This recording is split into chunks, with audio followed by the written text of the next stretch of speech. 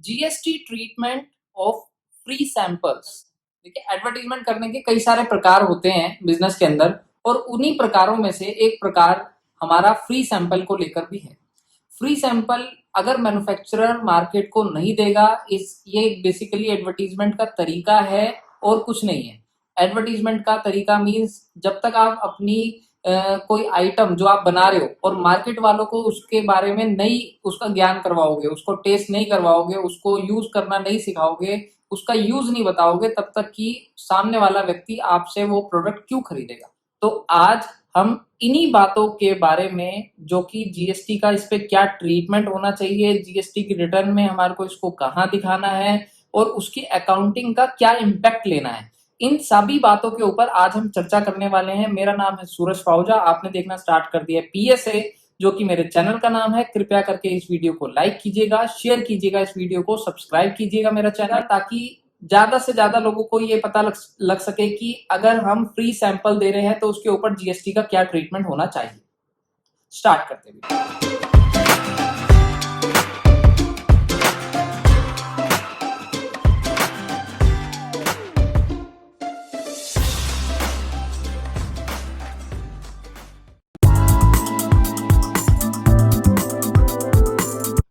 सबसे पहले हम ये जान लेते हैं कि क्या फ्री सैंपल के ऊपर कोई जीएसटी की एप्लीकेबिलिटी आती भी है या नहीं आती है। तो देखिए, जो जीएसटी है वो हमारा सप्लाई के ऊपर लगता है। सप्लाई मींस चाहे वो कोई गुड्स की सप्लाई हो, चाहे वो कोई सर्विसेज की सप्लाई हो। ठीक है, अब हमने कोई भी सप्लाई दी है मार्केट के अंदर, उसके अगेंस्ट में हमारे को पैसा मिलना जरूरी है या नहीं है। दोनों केस हो सकते हैं। हमने कोई चीज की सप्लाई की, हमने कोई गुड्स बेचा, उसके अगेंस्ट में हमारे को पैसा मिल गया, कंसिडरेशन मिल गई, तो ये हमारी एक सप्लाई हो गई और इसके अगेंस्ट में हमारे को जो है जीएसटी पे करना होता है। लेकिन एक ऐसी कंडीशन आई कि जहां पर हमने सप्लाई तो की लेकिन उसके अगेंस्ट में पैसा नहीं मिला, जैसे कि फ्री सैंपल या फिर कोई गिफ्ट। अगर हमने कोई भी एक एक्स प्रोडक्ट मार्केट में दिया लेकिन उसके अगेंस्ट में हमारे को कोई पैसा नहीं मिला, तो क्या इसे हम सप्लाई मान के इसके ऊपर टैक्स जमा करेंगे, जीएसटी पेबल करना है कि नहीं करना है। सबसे बड़ी क्वेरी आज की डेट में पहले लोगों की यही है। तो इसकी क्वेरी का आंसर यही है कि सर आपको जीएसटी पे करना जरूरी है। डिपार्टमेंट कहता है कि किसी भी प्रकार से शेड्यूल 1 जो है हमारा सीजीएसटी एक्ट का, ये डिफाइन करता है कि आपको जीएसटी की पेमेंट करनी पड़ेगी अगर आपको कोई भी सप्लाई के अगेंस्ट में पैसा नहीं मिलता है तो भी।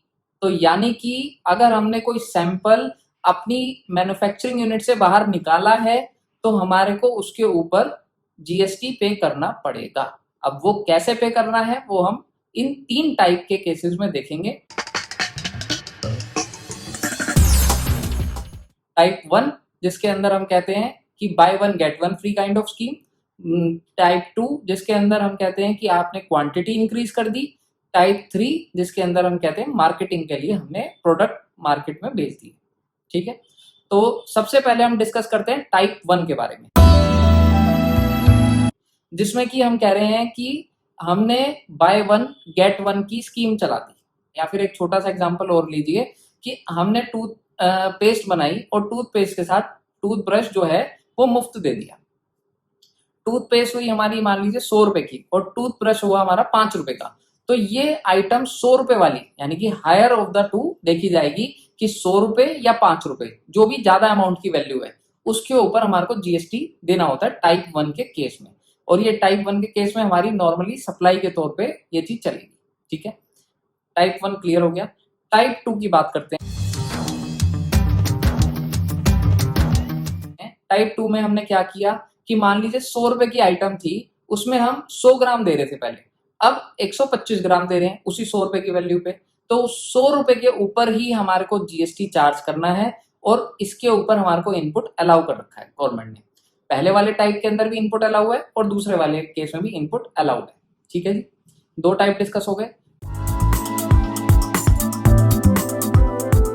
मेजर टाइप है टाइप 3 कि हमने अपने प्रोडक्ट जो है सैंपल के लिए निकाले मार्केटिंग के लिए। कोई आपने देखा होगा कि जनरली कोई नया मोबाइल आता है तो मोबाइल सारी दुकानों के पास पे अवेलेबल होता है एज ए सैंपल। तो आज अगर कोई मोबाइल बनाने वाली कंपनी 1 लाख पीस मोबाइल के बना रही है, तो उसके अंदर से उसने 20,000 पीस सैंपल के लिए निकाल दिए फ्री फंड में, जिसका कोई भी पैसा अपने डीलर से चार्ज नहीं किया ऑन अ पब्लिसिटी बेसिस। कि अगर हम एडवर्टीजमेंट करते तो एडवर्टीजमेंट वाले को भी पैसा देना पड़ता, तो इससे बेटर है कि इसे एडवर्टीजमेंट के तौर पे निकाल देते हैं, उतने पैसे में लोगों को एक्चुअली में कैसा चलता है मोबाइल यूज करने को मिल जाएगा। ठीक है, तो ये मार्केटिंग के अंदर क्या क्या टेक्निक लगाई गई है कि अगर आप ये सैंपल के लिए निकालोगे तो section 17 subsection 5 close H of CGST act के अकॉर्डिंगली हमारे को इसका इनपुट जो है वो रिवर्स करना होता है, जैसे ही हम इसे अपनी कंपनी से निकालते हैं, मैन्युफैक्चरिंग के लिए निकालते हैं। ठीक है, अब इसके अंदर कौन सा इनपुट हमारे को रिवर्स करना है। मान लीजिए हमारे एक मोबाइल की कॉस्टिंग आ रही थी 2,000 रुपए, ठीक है, जो कि हम मार्केट में 5,000 या 7,000 का बेच रहे हैं। तो 2,000 रुपए के ऊपर जो कि हमने मान लीजिए प्लास्टिक लगाया, स्क्रीन लगाई, उसके अंदर कई सारे हार्डवेयर लगाए, उन सबको जोड़ जाड़ के जो हमारी कॉस्टिंग आई थी वो आई थी 2,000 रुपए। तो अगर हम इस मोबाइल को आगे मार्केट में बेचते तो 5,000 का बिकता, लेकिन हमारे को गवर्नमेंट ने कहा है जो आपकी कॉस्टिंग है यानी कि 2,000 रुपए, उस 2,000 रुपए के ऊपर जो जीएसटी बनता है, यानी कि 12% अगर मोबाइल के ऊपर जीएसटी है तो 2,000 रुपए के ऊपर जीएसटी बना आपका 240 रुपए। तो 240 रुपए आपको रिवर्स करने पड़ेंगे, यानी कि गवर्नमेंट को ये कहकर देने पड़ेंगे। गवर्नमेंट ये कह रही है कि आपने ये सप्लाई की है, हम ऐसा डीम्ड कर रहे हैं कि आपने ये मोबाइल आपने बेच ही दिया है, आपने चाहे बेचा हो चाहे ना बेचा हो, लेकिन ये एक तरीके से बिका हुआ है।